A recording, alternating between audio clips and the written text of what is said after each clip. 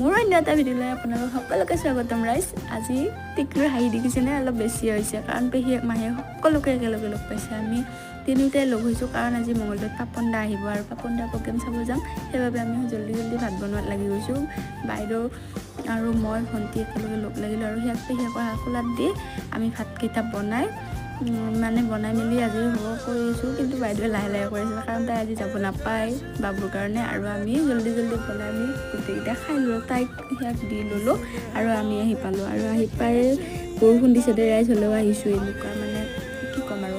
এইফালে পাপন দাও আহি পালে, বেষ্ট প্ৰিয় ছিংগাৰৰ গানত লাইভ নাচিছোঁ। কেনেকুৱা মজা আৰু কি ক'ম, টাউন নাচিছোঁ দে ৰাইজ। এনেকুৱা এটা জোচ পালোঁ ন লাষ্টৰ দিকে, একদম ক'ব নালাগে আৰু টাউন নাচিছোঁ।